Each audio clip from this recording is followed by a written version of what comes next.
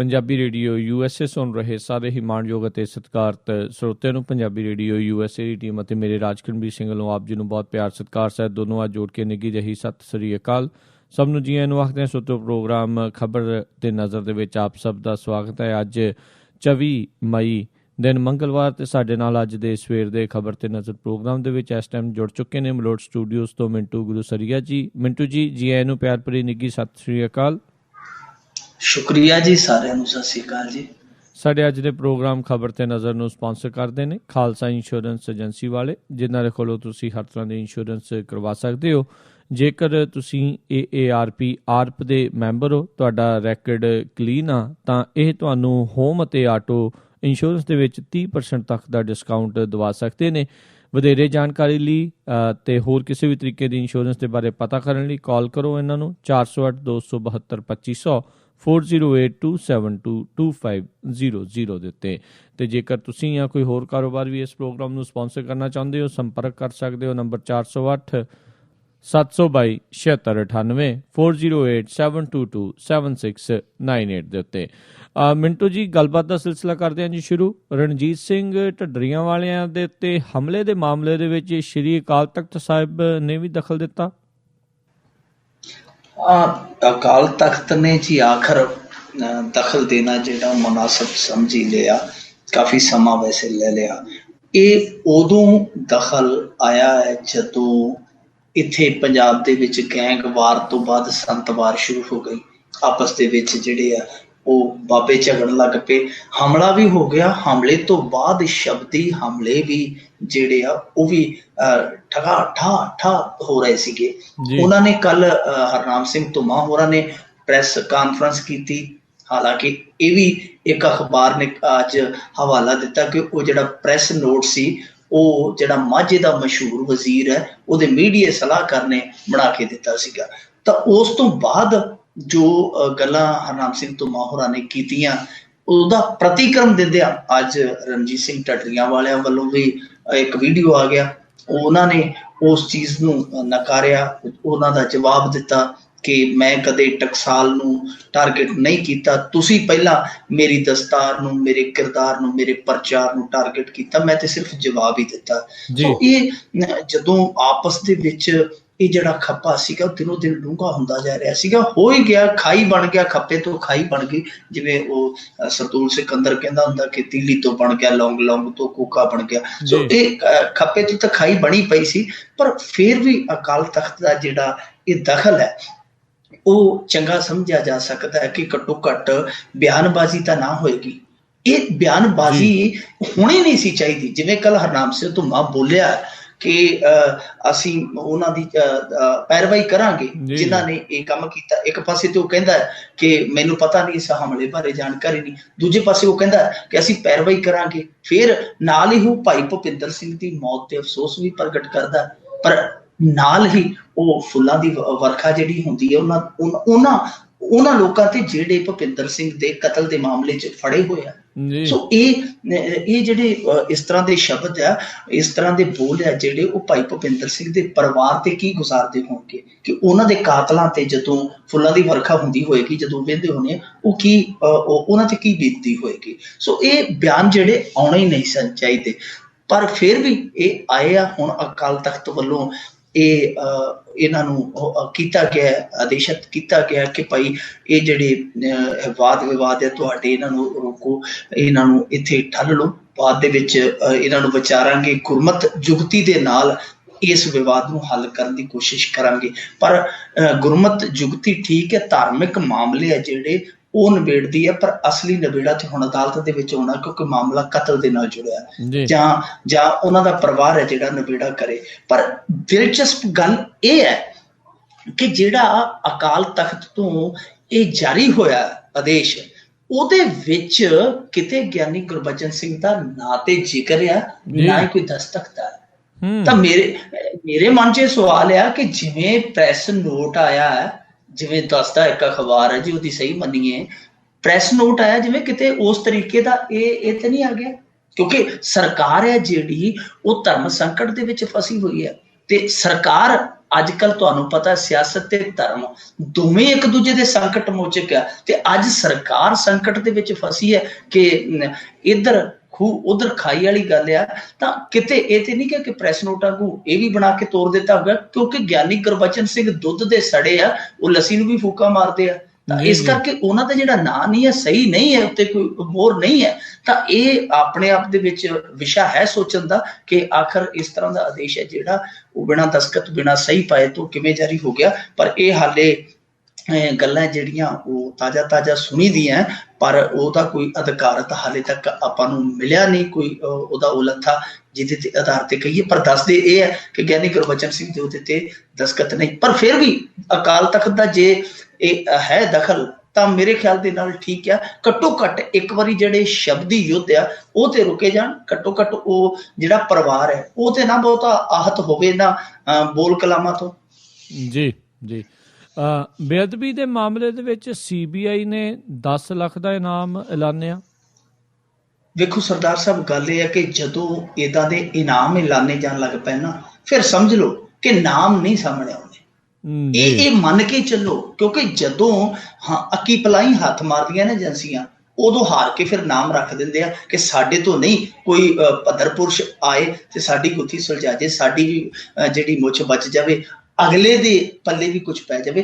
ਇਹ ਜਾਂਦੇ ਭੂਤ ਦੀ ਲੰਗੋਟੀ ਵਾਲੀ ਗੱਲ ਹੁੰਦੀ ਹੈ ਕਿ ਇਹ ਹੁਣ ਆਖਰੀ ਹਥਿਆਰ ਹੁੰਦਾ ਹੈ ਏਜੰਸੀਆਂ ਦਾ। ਤਾਂ ਇਹਦਾ ਮਤਲਬ ਹੈ ਕਿ CBI ਨੂੰ ਇਸ ਮਾਮਲੇ 'ਚ ਹਾਲੇ ਤੱਕ ਕੁਝ ਨਹੀਂ ਮਿਲਿਆ। ਇਹ ਇਨਾਮ ਉਦੋਂ ਹੀ ਐਲਾਨੇ ਜਾਂਦੇ ਆ ਜਦੋਂ ਕੱਖ ਪੱਲੇ ਨਾ ਪੈਂਦਾ ਹੋਵੇ, ਜਾਂ ਉਦੋਂ ਵੀ ਐਲਾਨੇ ਜਾਂਦੇ ਆ ਜਦੋਂ ਕੱਖ ਪੱਲੇ ਪਾਉਣਾ ਨਾ ਹੋਵੇ। ਸੋ ਦੋਨਾਂ ਸਥਿਤੀਆਂ ਦੇ ਵਿੱਚ ਇਸ ਤਰ੍ਹਾਂ ਦਾ ਇਨਾਮ ਐਲਾਨਿਆ ਜਾਂਦਾ। ਹੁਣ ਸਵਾਲ ਇਹ ਉੱਠਦਾ ਹੈ ਕਿ 10 ਲੱਖ ਇਨਾਮ ਇਹਨਾਂ ਨੇ ਰੱਖਿਆ CBI ਨੇ, ਉਹ ਬੰਦਾ ਜਿਹਦੇ ਕੋਲ ਸੂਚਨਾ ਹੋਏਗੀ ਉਹ 1 ਕਰੋੜ ਤੇ ਤਾਂ ਆਇਆ ਨਹੀਂ, ਜਿਹੜਾ ਸੁਖਬੀਰ ਸਿੰਘ ਬਾਦਲ ਨੇ ਐਲਾਨਿਆ ਸੀ ਜੀ, ਉਹ 1 ਕਰੋੜ ਤੇ ਦੱਸਣ ਨਹੀਂ ਆਇਆ। ਜਿਹਦੇ ਕੋਲ ਸੂਚਨਾ ਹੋਏਗੀ, ਮੰਨ ਲਓ ਜਾਂ ਚੋਰ ਹੈ ਜਿਹੜਾ, ਜਾਂ ਜਿਹਦੇ ਕੋਲ ਉਹ ਚੋਰ ਦੀ ਕੋਈ ਸੂਹ ਹੈ, ਉਸ ਗੁਨਾਹਗਾਰ ਦਾ ਕੋਈ ਹੈ ਕਲੂ, ਕੋਈ ਸਬੂਤ ਹੈ, ਉਹ 1 ਕਰੋੜ ਤੇ ਨਹੀਂ ਆਇਆ, 10 ਲੱਖ ਤੇ ਕੀ ਆ ਜਾਏਗਾ। ਮੇਰੇ ਖਿਆਲ ਦੇ ਨਾਲ ਇਹਦੇ ਨਾਲੋਂ ਤਾਂ ਚੰਗਾ ਸੀਗਾ ਕਿ ਬਹਿਬਲ ਕਲਾਂ ਕਾਂਡ, ਗੋਲੀ ਕਾਂਡ ਦਾ ਜਿਹੜਾ, ਉੱਥੇ ਨਾਮ ਰੱਖ ਦਿੰਦੇ, ਕਿਉਂਕਿ ਉਹ ਪੁਲਿਸ ਵਾਲਿਆਂ ਨੇ ਭੱਜ ਕੇ ਉਧਰ ਨੂੰ ਪੈਣਾ ਸੀ, ਸ਼ਾਇਦ ਉਹ ਮਸਲਾ ਹੱਲ ਹੋ ਜਾਂਦਾ। ਪਰ ਇਸ ਮਸਲੇ ਦਾ ਮੈਨੂੰ ਨਹੀਂ ਲੱਗਦਾ ਕਿ ਇਨਾਮ ਕੋਈ ਹੱਲ ਆ। ਇਹ ਗੱਲ, ਇਹ ਜਿਹੜੀ ਇਨਾਮ ਵਾਲੀ ਹੈ, ਇੱਕ ਚੀਜ਼ ਸਾਫ਼ ਕਰ ਗਈ ਕਿ CBI ਤੋਂ ਜਿਹੜੇ ਲੋਕ ਉਮੀਦ ਰੱਖੀ ਬੈਠੇ ਸਨ, ਅੱਜ ਉਹਨਾਂ ਨੂੰ ਇਹ ਸਾਫ਼ ਕਰ ਲੈਣਾ ਚਾਹੀਦਾ ਕਿ ਇੱਥੋਂ ਦੀਆਂ ਜਾਂਚਾਂ ਦਾ ਹਾਲ ਇਹ ਹੈ ਕਿ ਇੱਥੋਂ ਦੀਆਂ ਕੀਤੀਆਂ ਜਾਣ ਵਾਲੀਆਂ ਜਾਂਚਾਂ ਦੀ ਵੀ ਜਾਂਚ ਕਰਵਾਉਣੀ ਪੈਂਦੀ ਹੈ ਕਿ ਜਾਂਚ ਨੂੰ ਆਂਚ ਤੇ ਨਹੀਂ ਆਈ। ਜੀ ਜੀ ਬਿਲਕੁਲ। ਨੌਜਵਾਨ ਨੇ ਕੁਝ ਛੱਲੀਆਂ ਤੋੜੀਆਂ ਤੇ ਫਿਰ ਉਸ ਦਾ ਕਤਲ ਹੋ ਗਿਆ। ਬੜੀ ਦੁਖਦਾਈ ਘਟਨਾ ਜੀ, ਫਿਰੋਜ਼ਪੁਰ ਜ਼ਿਲ੍ਹੇ ਦੇ ਢੋਲੇਵਾਲ ਪਿੰਡ ਦੀ ਹੈ, ਜਿੱਥੋਂ 2 ਜਣੇ ਆ ਰਹੇ ਸੀਗੇ ਨੌਜਵਾਨ, ਇੱਕ ਅਲੜ ਸੀ, ਇੱਕ ਇਹ ਮ੍ਰਿਤਕ ਹੈ ਜਿਹੜਾ ਉਹ 18 ਕੁ ਸਾਲ ਦਾ ਸੀ। ਖੇਤ ਦੇ ਵਿੱਚ ਛੱਲੀਆਂ ਝੂਲ ਰਹੀਆਂ ਸਨ, ਛੱਲੀਆਂ ਝੂਮ ਰਹੀਆਂ ਸਨ। ਦਿਲ ਕੀਤਾ ਕਿ ਕੁਝ ਛੱਲੀਆਂ ਤੋੜਦੀਆਂ ਜਾਣ। ਜਦੋਂ ਛੱਲੀਆਂ ਤੋੜ ਰਹੇ ਸਨ ਤਾਂ ਉਸ ਸਮੇਂ ਖੇਤ ਦਾ ਮਾਲਕ ਆ ਗਿਆ, ਸਰਜੀਤ ਸਿੰਘ ਉਹਦਾ ਨਾਮ ਸੀ। ਇਹ ਉਹੀਓ ਸਰਜੀਤ ਸਿੰਘ ਦੱਸੀਦਾ ਹੈ ਜਿਹਦੀ ਲੜਕੀ ਦਾ ਪਿੱਛੇ ਜੇ ਮੁਹਾਲੀ ਦੇ ਵਿੱਚ ਇੱਕ ਸਿਰਫਿਰੇ ਨੇ ਕਤਲ ਕਰ ਦਿੱਤਾ ਸੀਗਾ ਪ੍ਰੇਮ ਪ੍ਰਸੰਗ ਦੇ ਚੱਲਦੇ ਆ। ਉਹੀ ਲੜਕੀ ਦਾ ਬਾਪ ਹੈ ਸਰਜੀਤ ਸਿੰਘ। ਤਾਂ ਉਹ ਛੱਲੀਆਂ ਤੋੜਨ ਦੇ ਮਾਮਲੇ ਤੋਂ ਕੋਈ ਉੱਥੇ ਤਲਖ ਕਲਾਮੀ ਹੋਈ, ਥੋੜੀ ਕਹਾ ਸੁਣੀ ਹੋ ਗਈ ਆਪਸ ਦੇ ਵਿੱਚ।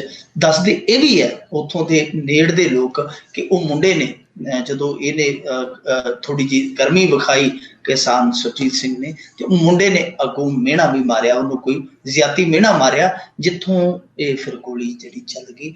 ਗੋਲੀ ਚੱਲੀ ਤੇ ਥਾਂ ਹੀ ਢੇਰ ਹੋ ਗਿਆ। ਦੂਜਾ ਮੁੰਡਾ ਜਿਹੜਾ ਉੱਥੋਂ ਭੱਜ ਨਿਕਲਿਆ, ਮੋਟਰਸਾਈਕਲ ਉਹਨੇ ਭਜਾ ਲਿਆ, ਇਹ ਪਿੱਛੇ ਬੈਠਾ ਸੀ, ਇਹਨੂੰ ਮਾਰ ਦਿੱਤਾ। ਕੋਈ ਵੀ ਵਜ੍ਹਾ ਰਹੀ ਹੋਵੇ, ਚਾਹੇ ਉਹ ਮਾਮੂਲੀ ਤਕਰਾਰ ਤੋਂ ਬਾਅਦ ਗੋਲੀ ਚੱਲੀ ਹੈ, ਪਰ ਅਸਲ ਵਜ੍ਹਾ ਛੱਲੀਆਂ ਵਾਲੀਆਂ।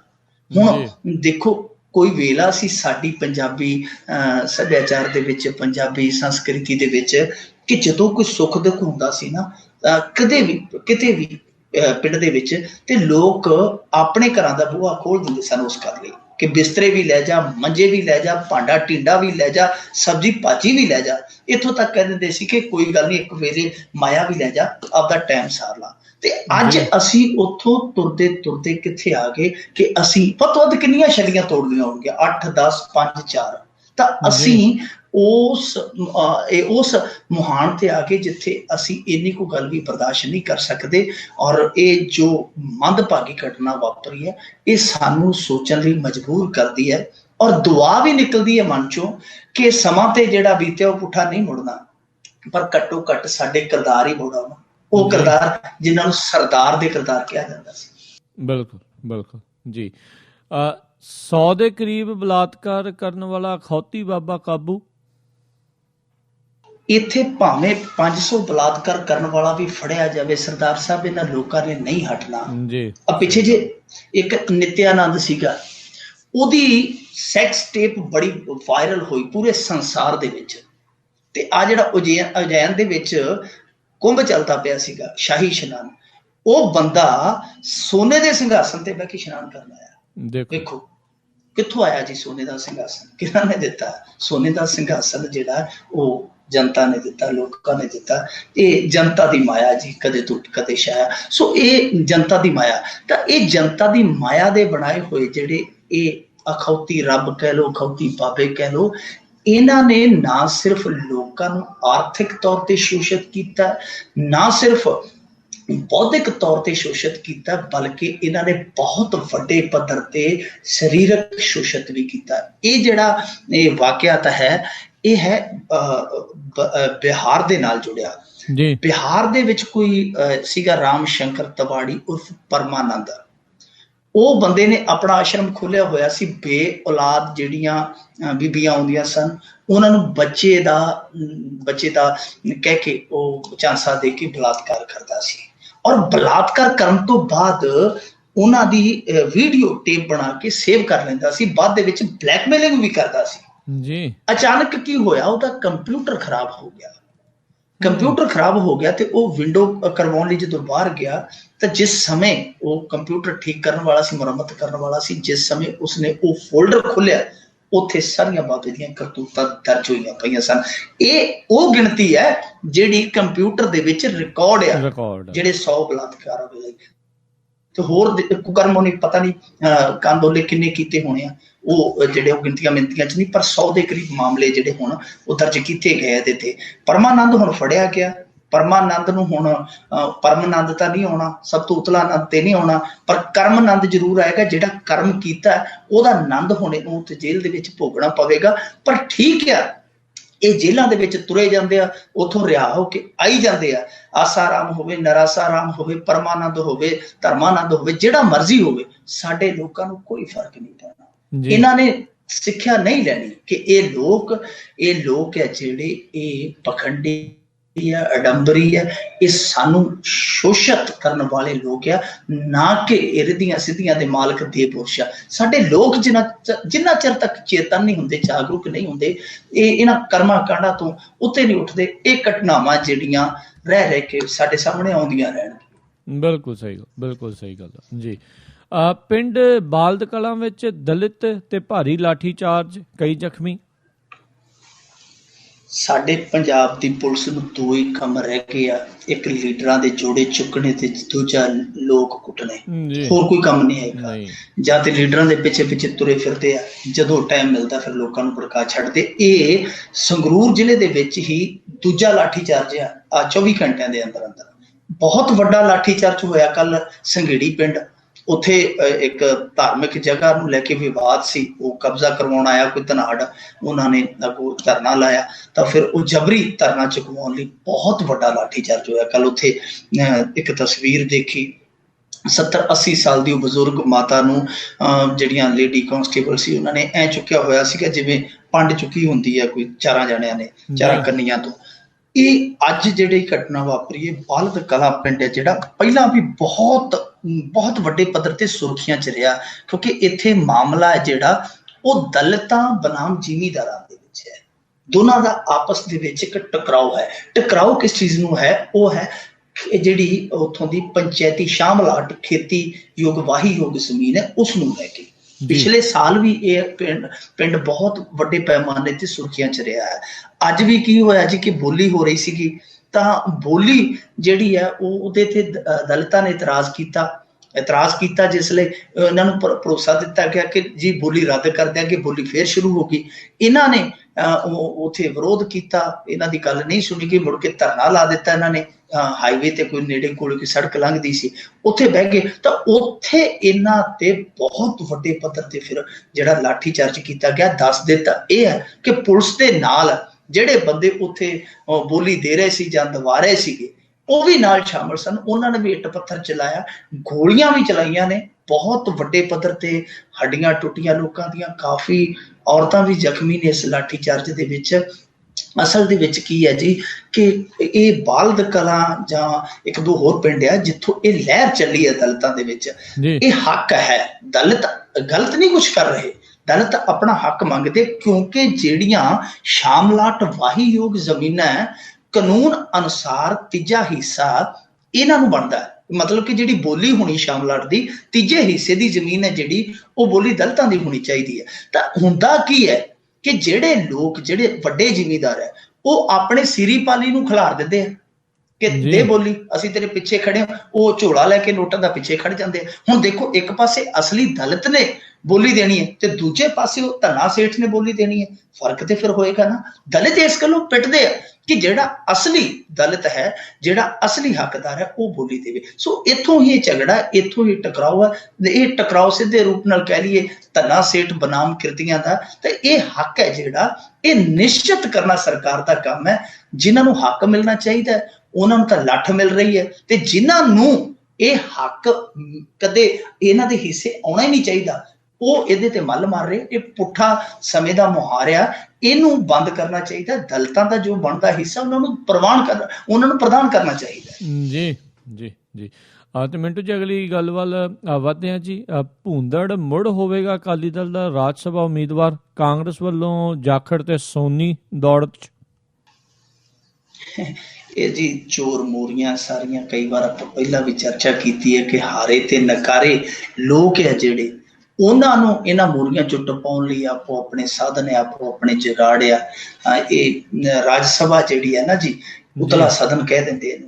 ਇਹਦਾ ਗਠਨ ਜਿਹੜਾ ਸੀਗਾ ਉਹ ਇਸ ਮੰਤਵ ਦੇ ਨਾਲ ਕੀਤਾ ਗਿਆ ਸੀ ਕਿ ਜੇ ਕੋਈ ਚੋਣ ਨਹੀਂ ਲੜ ਸਕਦਾ, ਮਸਲਨ ਕੋਈ ਮਜ਼ਦੂਰ ਨੇਤਾ ਹੈ, ਉਹਦੇ ਕੋਲ ਇੰਨੇ ਵਸੀਲੇ ਨਹੀਂ, ਉਹ ਚੋਣ ਨਹੀਂ ਲੜ ਸਕਦਾ, ਪਰ ਉਹਦੇ ਕੋਲ ਮੌਕਾ ਹੋਵੇ ਕਿ ਉਹ ਆਪਣੀ ਜਮਾਤ ਦੀ ਗੱਲ ਹੈ ਜਿਹੜੀ ਜਾ ਕੇ ਉਹ ਸਦਨ 'ਚ ਕਰ ਸਕਦਾ ਹੋਵੇ। ਦੱਸੋ ਇਹਨਾਂ ਦੇ ਵਿੱਚੋਂ ਧਰਾਤਲ ਤੇ ਜਮਾਤੀ ਲੀਡਰ ਕੌਣ ਹੈ? ਸਾਰੇ ਹੀ ਸਿਆਸੀ ਹੈ, ਰਵਾਇਤੀ ਸਿਆਸੀ ਹੈ।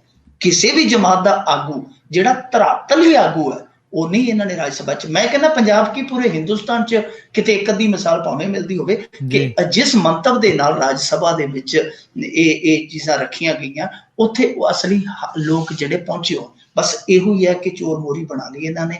ਹੁਣ ਦੇਖੋ, ਜਾਖੜ ਸਾਹਿਬ ਵੀ ਚੋਣ ਹਾਰੇ ਹੋਏ, ਮੈਂਬਰ ਪਾਰਲੀਮੈਂਟ ਦੀ।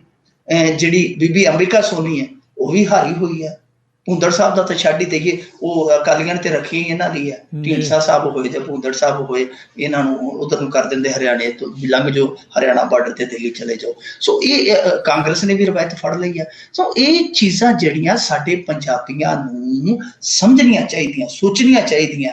ਹੁਣ ਟਾਈਮ ਆ ਗਿਆ, ਇਹਨਾਂ ਨੂੰ ਕਿਉਂ ਨਹੀਂ ਕਹਿੰਦੇ ਕਿ ਭਾਈ ਮੈਨੀਫੈਸਟੋ ਦੇ ਵਿੱਚ ਵਾਅਦਾ ਕਰੋ ਸਾਡੇ ਨਾਲ ਕਿ ਜਿਹੜੀ ਵੀ ਪਾਰਟੀ ਹੋਏਗੀ ਰਾਜ ਸਭਾ ਦੇ ਵਿੱਚ ਜਿਹੜੇ ਮੈਂਬਰ ਭੇਜੇਗੀ, ਉਹ ਮੈਂਬਰ, ਕਿਉਂਕਿ ਇਹਨਾਂ ਦੇ ਜਿਹੜੇ ਜਿੱਤੇ ਉਹ ਚਲੇ ਗਏ ਆ, ਤਾਂ ਜਿਹੜੇ ਮੈਂਬਰ ਭੇਜੇਗੀ ਉਹ ਹੋਣਗੇ ਜਿਹੜੇ ਧਰਾਤਲੀ ਆਗੂ ਹੋਣਗੇ, ਜਿਹੜੇ ਹਕੀਕਤ ਦੇ ਵਿੱਚ ਲੋਕਾਂ ਦੇ ਆਗੂ ਆ, ਉਹ ਭੇਜੋਗੇ। ਚਾਹੇ ਕਿਸਾਨ ਹੈ, ਚਾਹੇ ਮਜ਼ਦੂਰ ਹੈ, ਚਾਹੇ ਉਦਯੋਗਪਤੀ ਹੈ।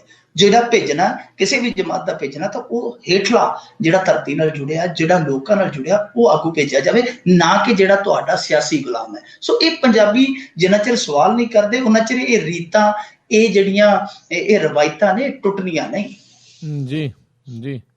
ਅਤੇ ਅੱਗੇ ਵਧਦੇ ਹਾਂ, ਬਜਰੰਗ ਦਲ ਵੱਲੋਂ ਦਿੱਤੀ ਜਾ ਰਹੀ ਹੈ ਹਥਿਆਰਾਂ ਦੀ ਟ੍ਰੇਨਿੰਗ। ਇਹ ਬਜਰੰਗ ਦਲ ਆ ਜਿਹੜਾ, ਇਹਨੂੰ ਆਪਾਂ ਕਹਿ ਸਕਦੇ ਹਾਂ ਇਹਨਾਂ ਦਾ ਭੁਜੰਗ ਦਲ ਹੀ ਹੈ। ਇਹਨਾਂ ਦਾ ਜਿਹੜਾ ਬਜਰੰਗ ਦਲ ਆ, ਇਹ ਅਸਲ ਦੇ ਵਿੱਚ RSS ਦਾ ਜਿਹੜਾ ਗਠਨ ਹੋਇਆ ਸੀਗਾ, ਉਹ ਇਸ ਮੰਤਵ ਚੋਂ ਹੀ ਪਨਪਿਆ ਸੀਗਾ ਕਿ ਇੱਕ ਜਮਾਤ ਨੂੰ ਹਥਿਆਰਬੰਦ ਕੀਤਾ ਜਾਵੇ ਅਗਲੇ ਸਮੇਂ ਲਈ, ਭਵਿੱਖ ਲਈ। ਔਰ ਉਹਦਾ ਏਜੰਡਾ ਜਿਹੜਾ ਉਹ ਨਿਰੋਲ ਸਿਆਸੀ ਨਾ ਹੋਵੇ, ਨਿਰੋਲ ਸ਼ਾਂਤੀ ਵਾਲਾ ਨਾ ਹੋਵੇ, ਹਥਿਆਰ ਵੀ ਹੋਵੇ। ਇੱਥੋਂ ਹੀ ਇਸੇ ਆਈਡੀਏ ਦੇ ਵਿੱਚੋਂ ਹੀ RSS ਦਾ ਜਿਹੜਾ ਗਠਨ ਉਪਜਿਆ ਸੀ। ਤਾਂ ਅੱਗੇ RSS ਦੀਆਂ ਕਈ ਸ਼ਾਖਾਵਾਂ ਨੇ, ਜਿਵੇਂ ਰਾਜਨੀਤਿਕ ਸ਼ਾਖਾ ਹੋ ਗਈ ਭਾਰਤੀ ਜਨਤਾ ਪਾਰਟੀ, ਜਿਵੇਂ ਜਿਹੜੇ ਧਰਮ ਤਬਦੀਲੀ ਕਰਾਉਂਦੇ ਆ, ਧਰਮ ਜਾਗਰਣ ਮੰਚ ਹੋ ਗਿਆ ਜੀ, ਫਲਾਣਾ ਮੰਚ ਹੋ ਗਿਆ, ਉਹ ਜਿਹੜੇ ਸਨਾਤਨ ਧਰਮ ਛੱਡ ਕੇ ਗਏ ਹੁੰਦੇ ਆ ਉਹਨਾਂ ਨੂੰ ਵਾਪਸ ਲਿਆਉਂਦੇ ਆ, ਜਾਂ ਜਿਹੜੇ ਦੂਸਰੇ ਧਰਮਾਂ ਦੇ ਹੁੰਦੇ ਆ ਉਹਨਾਂ ਨੂੰ ਪ੍ਰੇਰਦੇ ਆ। ਜਿਹੜੇ ਇੱਕ ਹੋਰ ਹੈ ਮੁਸਲਿਮ ਭਾਈਚਾਰੇ ਦਾ ਵੀ ਬਣਿਆ ਹੋਇਆ, ਸਿੱਖਾਂ ਦਾ ਵੀ ਬਣਾਇਆ ਹੋਇਆ ਇਹਨਾਂ ਨੇ ਰਾਸ਼ਟਰੀ ਸਿੱਖ ਸੰਗਤ। ਸੋ ਇਸ ਤਰ੍ਹਾਂ ਇਹਨਾਂ ਦੀਆਂ ਕਈ ਸ਼ਾਖਾਵਾਂ ਨੇ। ਉਹਨਾਂ ਦੇ ਵਿੱਚੋਂ ਜਿਹੜੀ ਇਹ ਬਜਰੰਗ ਦਲ ਦੀ ਸ਼ਾਖਾ ਹੈ, ਇਹ ਸ਼ਸਤਰਧਾਰੀ ਬਣਾਈ ਹੋਈ ਹੈ ਇਹਨਾਂ ਨੇ, ਕਿ ਇਹਨਾਂ ਨੇ ਸ਼ਸਤਰਧਾਰੀ, ਪਹਿਲਾਂ ਤਾਂ ਟੁੱਟੇ ਜਿਹੇ ਡੰਡੇ ਫੜਾਏ ਹੁੰਦੇ ਸੀ ਖਾਕੀ ਕੱਚੇ ਦੇ ਨਾਲ, ਫਿਰ ਇਹਨਾਂ ਨੇ ਤਲਵਾਰ ਚੁੱਕਣੀ ਸ਼ੁਰੂ ਕਰ ਦਿੱਤੀ। ਤਲਵਾਰ ਤੋਂ ਬਾਅਦ ਇਹਨਾਂ ਦੇ ਹੱਥ 'ਚ ਰਿਵਾਲਵਰ ਆ ਗਿਆ। ਹੁਣ ਤੇ ਆਟੋਮੈਟਿਕ ਹਥਿਆਰ ਆ ਗਏ, ਕਿਉਂਕਿ ਹੁਣ ਸਰਕਾਰ ਆਪਣੀ ਆ ਗਈ। ਜਦੋਂ ਸਰਕਾਰ ਆਪਣੀ ਤਾਂ ਫਿਰ ਹਥਿਆਰ ਦੀ ਤਾਂ ਕੋਈ ਕਾਂਟੀ ਸ਼ਾਂਟੀ ਨਹੀਂ। ਹਥਿਆਰਾਂ ਤੋਂ ਅੱਗੇ ਚੱਲਦੇ ਹੁਣ ਜਿਵੇਂ ਫੌਜ ਟ੍ਰੇਨਿੰਗ ਲੈਂਦੀ ਹੈ, ਫੌਜੀ ਟ੍ਰੇਨਿੰਗ ਹੁੰਦੀ ਹੈ, ਜਿਵੇਂ ਫੌਜੀ ਐਕਸਰਸਾਈਜ਼ ਹੁੰਦੀਆਂ ਨੇ, ਉਸ ਤਰੀਕੇ ਦੀਆਂ ਜੰਗੀ ਮਸ਼ਕਾਂ ਕਰਨ ਲੱਗ ਪਏ ਆ। ਔਰ ਇਹ ਇਕੱਲੀਆਂ ਇੰਡੋਰ ਨਹੀਂ ਕਰਦੇ, ਇਹ ਆਪਣੇ ਟਿਕਾਣਿਆਂ ਤੇ ਨਹੀਂ ਕਰਦੇ, ਬਾਹਰ ਆ ਕੇ ਪਰੇਡਾਂ ਕਰਨ ਲੱਗ ਪੈਂਦੇ, ਹਥਿਆਰਾਂ ਦੀ ਨੁਮਾਇਸ਼ ਕਰਨ ਲੱਗ ਪੈਂਦੇ ਆ। ਤਾਂ ਜਿਹਦਾ ਅਰਥ ਇਹ ਨਿਕਲਦਾ ਹੈ ਕਿ ਇੱਕ ਤਾਂ ਇਹ ਹੈ ਕਿ ਜਿਸ ਤਰੀਕੇ ਦੀ ਕੋਈ ਫੌਜ ਦੀ ਜਿਹੜੀ ਟ੍ਰੇਨਿੰਗ ਹੁੰਦੀ ਹੈ ਉਹਦੇ ਬਰਾਬਰ ਪੈਰਲਲ ਉਹਦੇ ਇੱਕ ਟ੍ਰੇਨਿੰਗ ਦਿੱਤੀ ਜਾਣੀ, ਇਹ ਬਿਲਕੁਲ ਗਲਤ ਗੱਲ ਹੈ। ਔਰ ਦੂਜਾ, ਇਹਦੇ ਨਾਲ ਪੈ ਜਾਂਦਾ ਜਿਹੜੀਆਂ ਜਮਾਤਾਂ, ਜਿਹੜੀਆਂ ਕੌਮਾਂ ਇਹਨਾਂ ਤੋਂ ਵਖਰੇਵਾਂ ਰੱਖਦੀਆਂ, ਆਪਣੇ ਆਪ ਨੂੰ ਅਲੱਗ ਰੱਖਦੀਆਂ, ਜੋ ਘੱਟ ਗਿਣਤੀ 'ਚ ਨੇ, ਉਹ ਇਹ ਭੈ ਦੇ ਮਾਹੌਲ 'ਚ ਜਿਹੜੀਆਂ ਉਹ ਜਾਂਦੀਆਂ ਨੇ, ਜੋ ਨਹੀਂ ਹੋਣਾ ਚਾਹੀਦਾ, ਜੋ ਕਤਈ ਨਹੀਂ ਹੋਣਾ ਚਾਹੀਦਾ। ਕਿਉਂਕਿ ਦੇਖੋ, ਜੇ ਉਹ ਸ਼ਸਤਰ ਇਸ ਤਰ੍ਹਾਂ ਚੁੱਕ ਕੇ ਬਾਜ਼ਾਰਾਂ 'ਚ ਆ ਜਾਣ ਤੇ ਉਹਨਾਂ ਤੇ ਠੱਪਾ ਲੱਗ ਜਾਏਗਾ, ਅੱਤਵਾਦੀ ਹੈ, ਬਾਗੀ ਹੈ, ਤਾਂ ਉਹ ਉਹਨਾਂ ਨੂੰ ਦੇਸ਼ ਧਰੋਹੀ ਬਣਾ ਦਿੱਤਾ ਜਾਏਗਾ। ਪਰ ਅੱਜ ਇਹ ਜੋ ਕੁਛ ਕਰਦੇ ਪਏ, ਇਹ ਰਾਸ਼ਟਰ ਭਗਤ ਹੈ। ਤਾਂ ਇਹ ਰਾਸ਼ਟਰ ਭਗਤ ਹੈ ਜਿਹੜੇ ਇਹਨਾਂ ਨੂੰ ਸੰਭਾਲਣ ਦੀ ਲੋੜ ਆ। ਹੁਣ ਪਿੱਛੇ ਜੇ ਕੀ ਕੀਤਾ ਇਹਨਾਂ ਨੇ ਜਦੋਂ ਟ੍ਰੇਨਿੰਗ ਕਰਦੇ ਆ, ਜਿਹੜੀ ਵੀਡੀਓ ਇੱਕ ਸਾਹਮਣੇ ਆਈ, ਉਹਦੇ 'ਚ ਜਿਹੜੇ ਡੰਮੀ ਅੱਤਵਾਦੀ ਬਣਾਉਂਦੇ, ਕਿਉਂਕਿ ਮੌਕ ਡਰਿਲ ਕਰਦੇ ਆ, ਡਰਿਲਸ ਹੁੰਦੀਆਂ ਇਹਨਾਂ ਦੀਆਂ ਮਸ਼ਕਾਂ ਦੇ ਦੌਰਾਨ, ਤਾਂ ਉਹਦੇ ਵਿੱਚ ਜਿਹੜਾ ਡੰਮੀ ਅੱਤਵਾਦੀ ਬਣਾਉਂਦੇ ਉਹਨੂੰ ਮੁਸਲਿਮ ਅੱਤਵਾਦੀ ਬਣਾਉਂਦੇ ਆ। ਹੁਣ ਦੇਖੋ ਕਿੱਡੀ ਗਲਤ ਗੱਲ। ਪਿਛਲੇ ਦਿਨਾਂ 'ਚ ਬ੍ਰਿਟੇਨ ਨੇ ਇਹੋ ਜਿਹੀ ਗਲਤੀ ਕੀਤੀ। ਉਹਨਾਂ ਨੇ ਮੌਕ ਡਰਿਲ ਦੇ ਦੌਰਾਨ ਅੱਲਾਹੂ ਅਕਬਰ ਦਾ ਨਾਰਾ ਲਵਾ ਦਿੱਤਾ ਡੰਮੀ ਅੱਤਵਾਦੀ ਤੋਂ, ਤੇ ਉਸ ਤੋਂ ਬਾਅਦ ਉਹਨਾਂ ਨੂੰ ਮਾਫੀ ਮੰਗਣੀ ਪਈ। ਪਰ ਜਦ ਕਿ ਸਾਡੇ ਇੱਥੇ ਕੋਈ ਜ਼ੁਬਾਨ ਹੀ ਨਹੀਂ ਖੋਲ ਰਿਹਾ। ਇਹ ਜੋ ਕਰਦੇ ਪਏ ਆ ਚੰਗਾ ਨਹੀਂ ਕਰਦੇ ਪਏ। ਮੈਂ ਵਾਰ-ਵਾਰ ਇਹ ਗੱਲ ਕਰਦਾ ਹੁੰਦਾ ਕਿ ਇਹ ਜਿਹੜੇ ਆ, ਇਹ ਆਪਣਾ ਏਜੰਡਾ ਲਾਗੂ ਕਰਦੇ ਕਰਦੇ ਇੱਥੋਂ ਦੌਰੀ ਡੰਡਾ ਹੀ ਗੋਲ ਨਾ ਕਰਾ ਦੇਣ। ਇਹਨਾਂ ਨੂੰ ਥੋੜਾ ਜਿਹਾ ਥੰਮਣ ਦੀ ਲੋੜ ਆ, ਥੋੜਾ ਜਿਹਾ ਢਲਣ ਦੀ ਲੋੜ ਹੈ। ਇਹਨਾਂ ਨੂੰ ਮਾੜਾ ਮੋਟਾ ਇਹਨਾਂ ਨੂੰ ਸਮਝਾਉਣ ਦੀ ਲੋੜ ਆ ਕਿ ਜਿਸ ਤਰੀਕੇ ਨਾਲ ਤੁਸੀਂ ਅੱਗੇ ਵਧ ਰਹੇ ਹੋ, ਤੁਹਾਡੇ ਪੈਰ ਜਿਹੜੇ ਆ ਉਹ ਆਪੇ ਸੜਨਗੇ, ਜਿਹੜੇ ਤੁਹਾਡੇ ਨਾਲ ਦੂਸਰੇ ਆ ਉਹ ਵੀ ਜਲ ਜਾਣਗੇ। ਬਿਲਕੁਲ ਜੀ। ਬਦਕਿਸਮਤ ਜ਼ਿੰਦਗੀ, ਕਰਜ਼ੇ ਨੇ ਇੱਕ ਔਰਤ ਨੂੰ ਦੂਜੀ ਵਾਰ ਵਿਧਵਾ ਕੀਤਾ।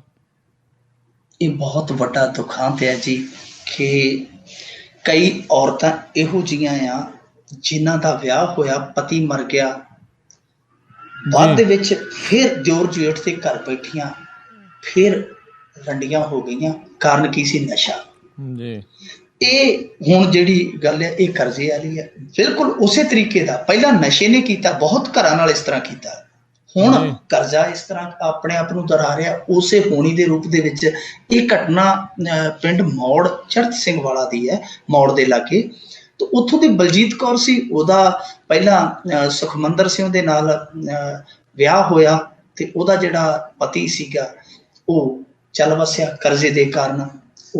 ਉਸ ਤੋਂ ਬਾਅਦ ਉਹਦਾ ਭਰਾ ਸੀਗਾ ਜਿਹੜਾ, ਉਹਦੇ ਘਰ ਨੂੰ ਬਿਠਾ ਦਿੱਤਾ ਗਿਆ, ਜਿਹਨੂੰ ਆਪਾਂ ਚਾਦਰ ਕਹਿੰਦੇ ਨੇ, ਚਾਦਰ ਪਵਾ ਦਿੱਤੀ। ਤਾਂ ਉਹ ਜਿਹੜਾ ਸੀ ਦੂਸਰਾ ਪਤੀ, ਉਹ ਵੀ ਕੱਲ ਹੈ ਜਿਹੜਾ ਖੁਦਕੁਸ਼ੀ ਕਰ ਗਿਆ। ਉਹਦਾ ਕਾਰਨ ਵੀ ਜਿਹੜਾ ਕਰਜ਼ਾ ਸੀਗਾ। ਸੋ 2 ਕਿੱਲੇ ਜ਼ਮੀਨ ਸੀ, ਪਹਿਲੀ ਵੇਚ ਕੇ ਵੀ ਕਰਜ਼ਾ ਨਹੀਂ ਲੱਥਾ, ਉਹ ਚੜਾਈ ਕਰ ਗਿਆ, ਫੌਤ ਹੋ ਗਿਆ। ਇਹ ਜਿਹੜੀ ਬਲਜੀਤ ਕੌਰ ਹੈ, ਬੀਬੀ ਬਲਜੀਤ ਕੌਰ, ਉਹ ਦੂਸਰੀ ਵਾਰ ਵਿਧਵਾ ਹੋ ਗਿਆ ਕੁਝ ਸਾਲਾਂ ਦੇ ਅੰਦਰ ਅੰਦਰ।